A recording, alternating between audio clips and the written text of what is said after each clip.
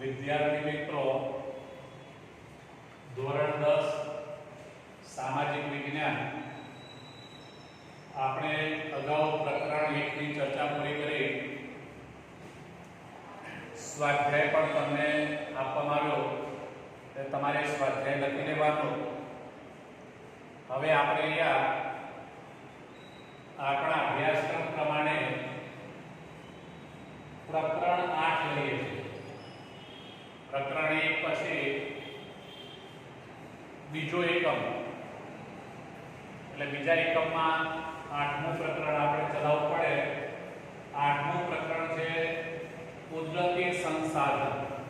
એટલે આપણે 8મા પ્રકરણનો અભ્યાસ કરવાનો છે, કુદરતી સંસાધનોનો. હવે એમાં પહેલો મુદ્દો છે પ્રાસ્તાવિક.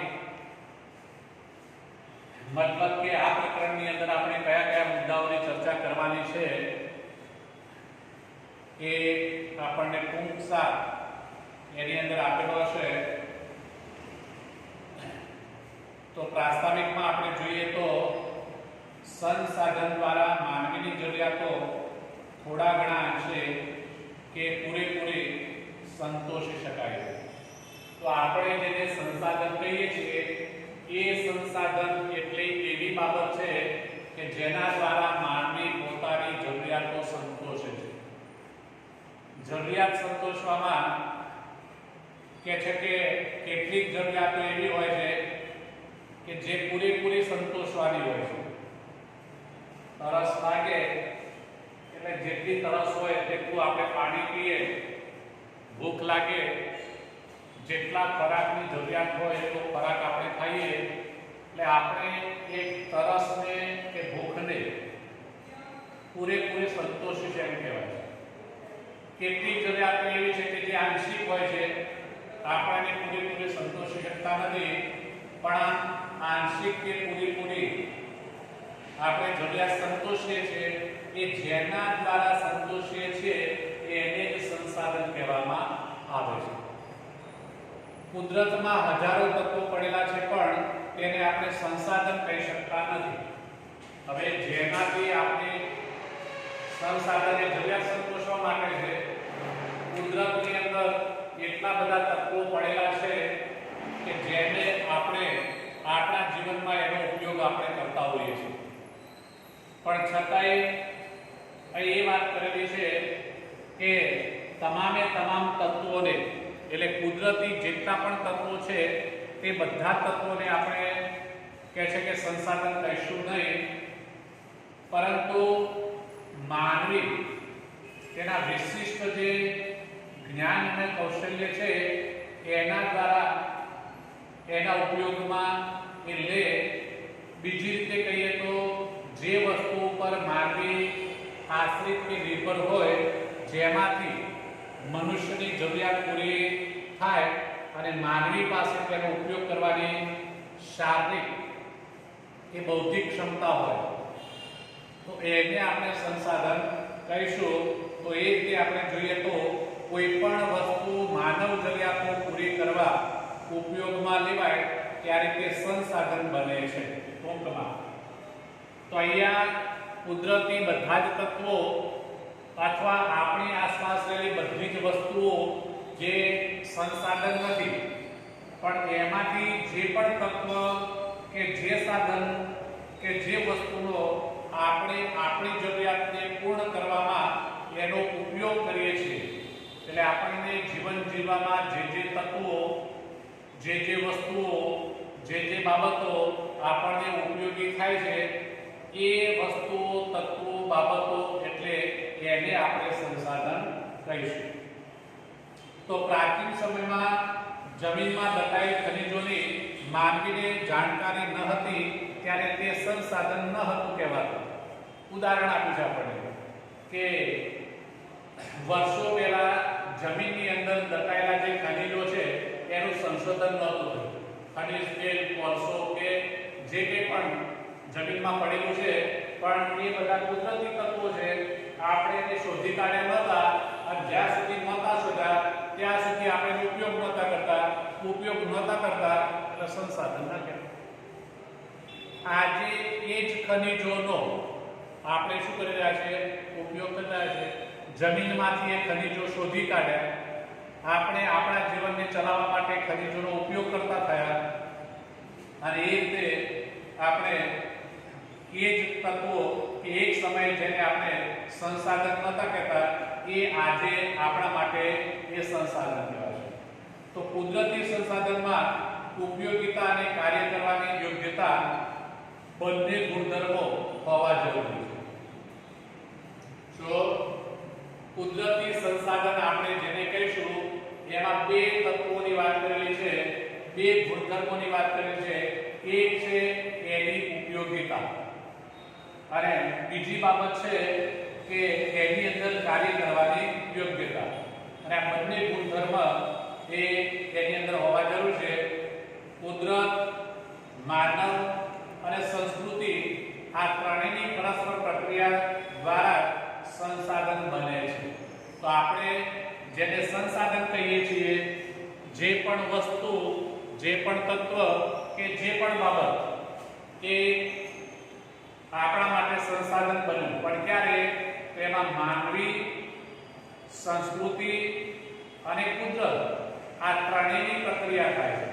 આ ત્રણેય વચ્ચે એની પ્રક્રિયા થાય એટલે પછી એ તત્વ હોય, કોઈ બાબત હોય, કોઈ વસ્તુ હોય, પણ એ સંસાધન બની જશે.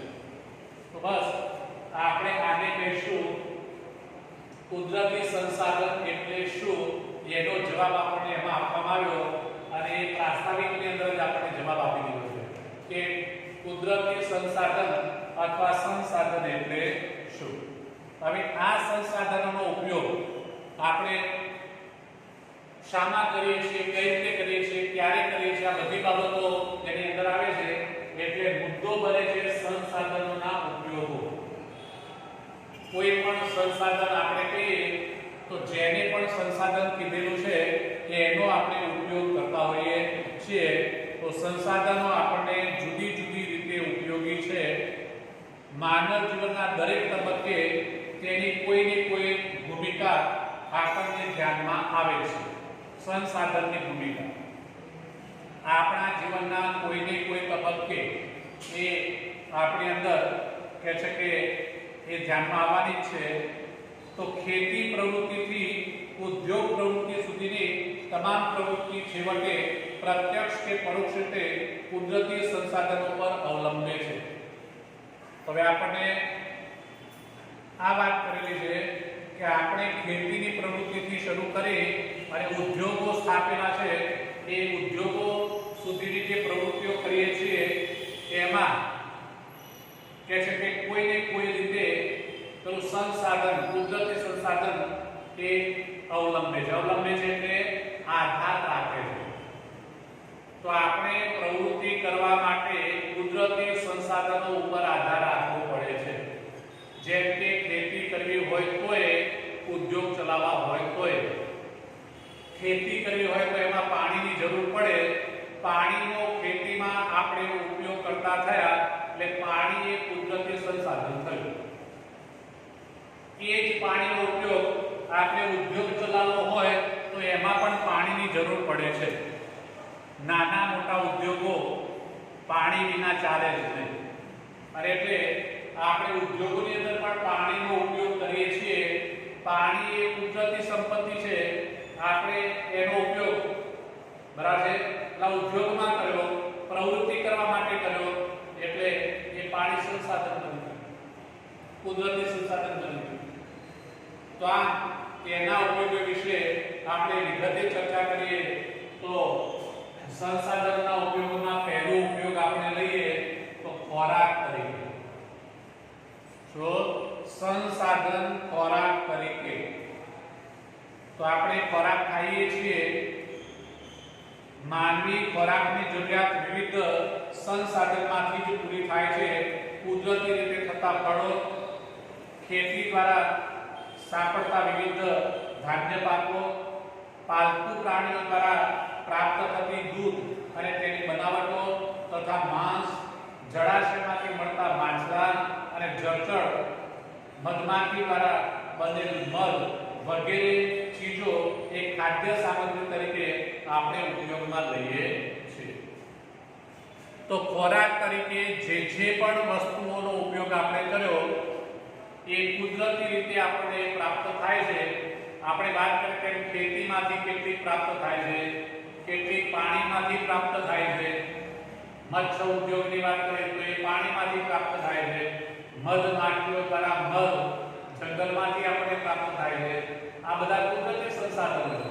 કુદરતી રીતે એ આપણને પ્રાપ્ત થાય છે, પણ એ બધાનો ઉપયોગ આપણે શાના કરીએ છીએ?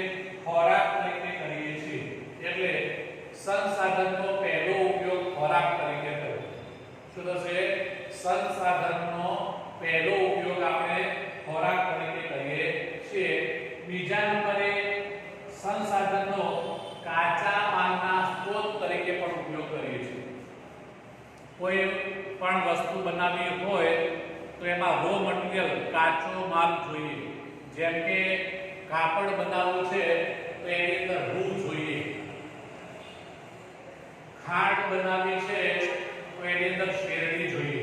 તો આ બધું શું કહેવાશે? કાચો માલ કહેવાશે. એના વિના આ જે આપણે જરૂરી છે એ ચીજ વસ્તુ બનાવી શકતા નથી. તો એ રીતે સંસાધનોનો આપણે કાચા માલના સ્ત્રોત તરીકે પણ ઉપયોગ કરતા હોઈએ છીએ. જંગલમાંથી પ્રાપ્ત થતી વિવિધ ચીજો, ખેતી દ્વારા ઉપલબ્ધ થતી સામગ્રી, પાલતુ પશુઓથી પ્રાપ્ત ઊન, ચામડા અને માંસ, ખનિજ અષ્ટક વગેરે ચીજો અનેક ઉદ્યોગો માટે કાચો માલ બને છે. તો આપણને જે આપણે બધા ઉદાહરણો છે અને એ કાચા માલના ઉદાહરણો છે. કારણ કે એની અંદરથી આપણે કોઈની કોઈ વસ્તુ બનાવીએ છીએ. આપણા જીવન માટે ઉપયોગી જે પણ જરૂર છે એ એમાંથી આપણે પ્રાપ્ત કરીએ છીએ. અને ત્રીજા નંબરના ઉપયોગની આપણે વાત કરીએ તો સંસાધનનો ઉપયોગ શક્તિ સંસાધન તરીકે, એક શક્તિ તરીકે, ઊર્જા. અહીં શક્તિનો મતલબ શું થશે? ઊર્જા તરીકે આપણે પેલા સંસાધનનો ઉપયોગ કરતા હોઈએ છીએ. તો કોલસો, પેટ્રોલિયમ, કુદરતી વાયુ વગેરેનો ઈંધણ તરીકે ઉપયોગ અને ઘર વપરાશમાં બળતણ તરીકે વાપરીએ છીએ. વળી સૂર્યપ્રકાશ, પવન, સમુદ્ર મોજા, ભરતીઓ અને જળદોધ વગેરે થકી પણ ઊર્જા પ્રાપ્ત કરી શકાય છે. તો આ બધા છે શક્તિ સંસાધન, જેમાંથી ઊર્જા પ્રાપ્ત થાય છે.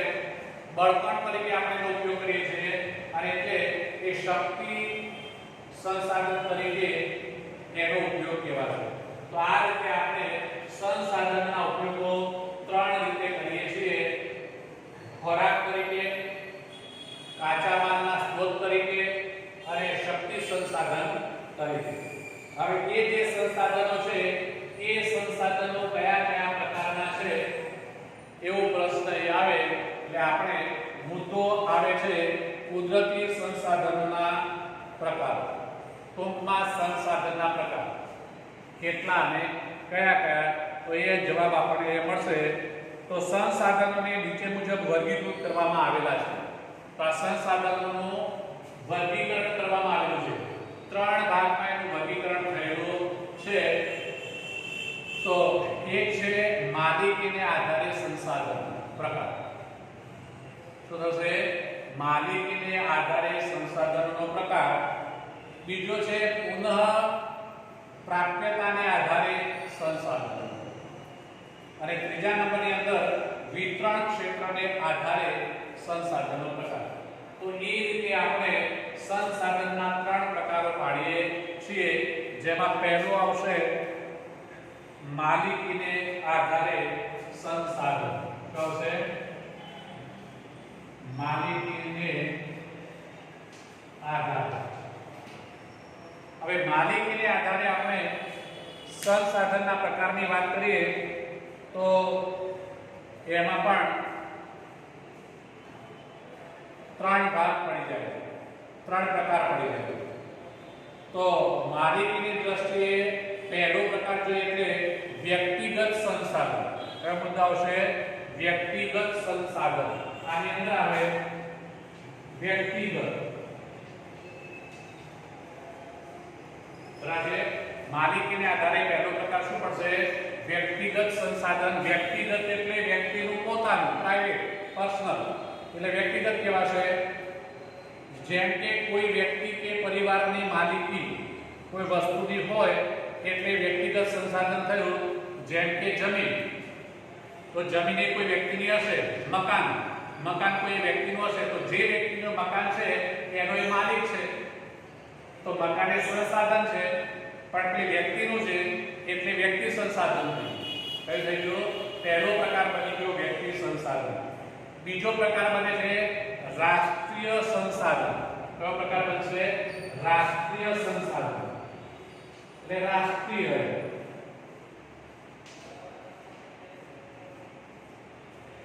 રાષ્ટ્રીય એટલે આખા રાષ્ટ્રનું, કોઈ એક વ્યક્તિનું કે કોઈ એક કુટુંબનું નહીં, પણ આખા દેશનું હોય.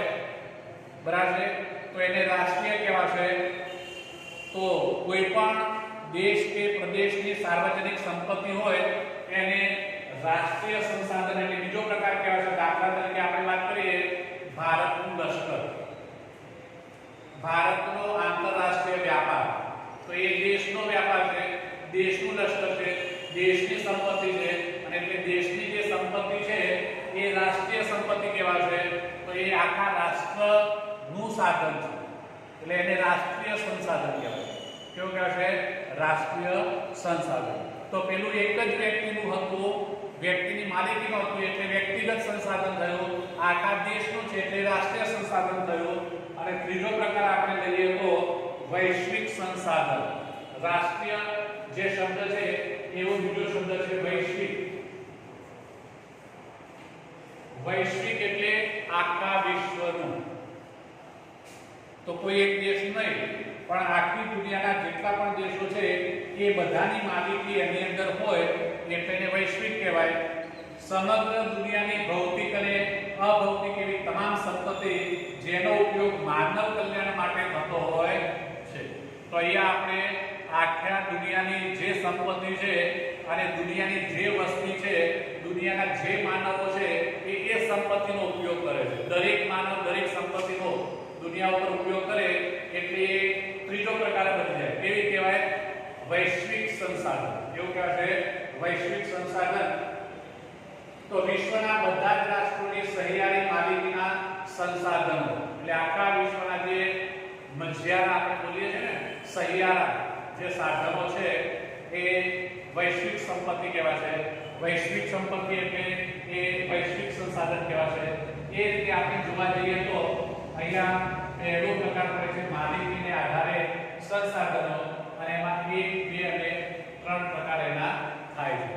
હવે એ જ રીતે બીજા નંબરે આપણે લઈએ તો વિતરણને આધારે. કયો પ્રકારની આપણે વાત કરીએ? આ તો 3 પ્રકારની વાત કરી છે. માલિકીને આધારે, પુનઃ પ્રાપ્યતાને આધારે, અને ત્રીજા નંબરની અંદર આપણે વિતરણને આધારે કીધેલું છે. એટલે આપણે ત્રીજા નંબરે વિતરણને આધારે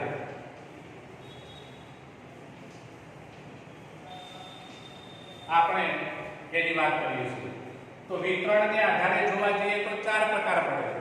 કેટલા પ્રકાર પડે છે? 4 પ્રકાર પડે છે. પહેલા નંબરે આવશે સર્વ સુલભ સંસાધન. કયો આવશે? સર્વ સુલભ સંસાધન. સર્વ સુલભ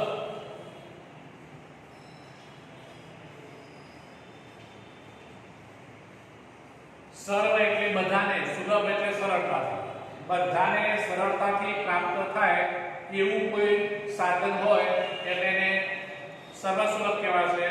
વાતાવરણમાં રહેલા ઉપયોગી વાયુઓ, તો હવે આ હવાની અંદર વાતાવરણના જે કોઈ વાયુ છે એ બધા જ લોકો સરળતાથી એનો ઉપયોગ કરે છે. જેમ કે ઓક્સિજન વાયુ, નાઇટ્રોજન વાયુ કે એવા જે પણ વાયુ હોય એનો ઉપયોગ દરેક વ્યક્તિ દરેકે દરેક ક્ષણે ઉપયોગ કરે છે. આપણે ઓક્સિજન વિના 1 મિનિટ પણ રહી શકતા નથી.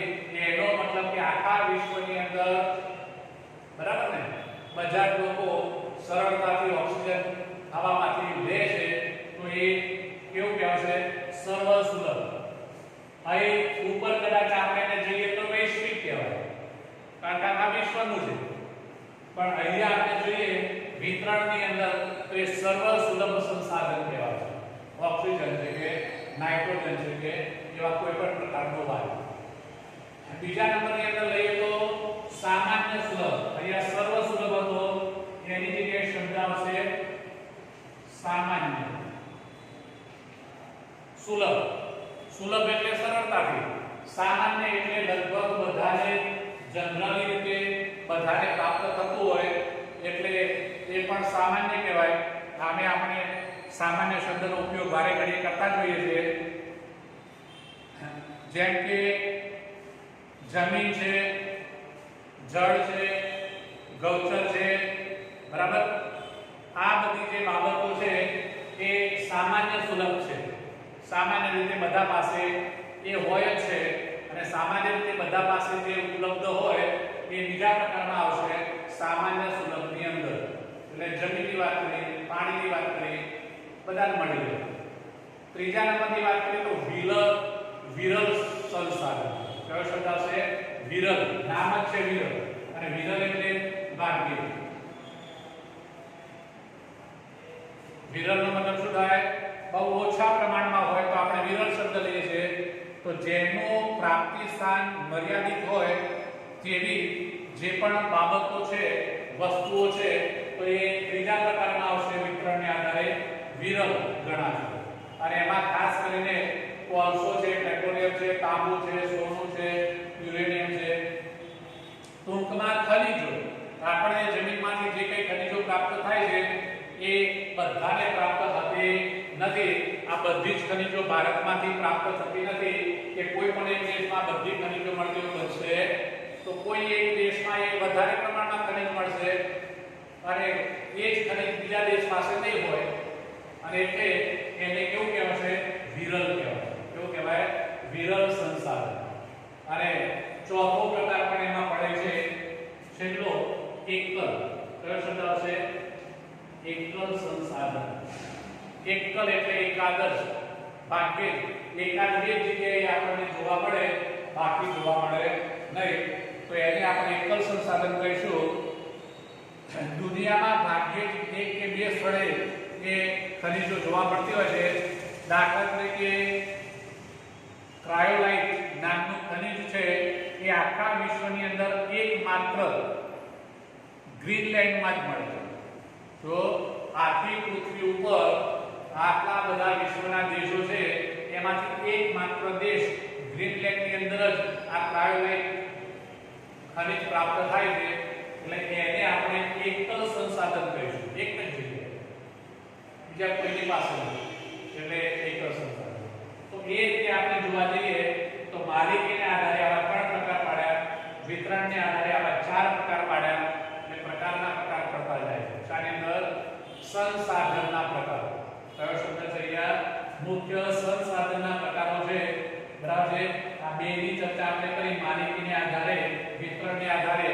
વચ્ચે એક પ્રકાર આપણને આપેલો છે કે જે પુનઃ પ્રાપ્યતાને આધારે, પણ એનો અલગ કોઈ મુદ્દો, એમાં કોઈ મુદ્દા આવતા નથી.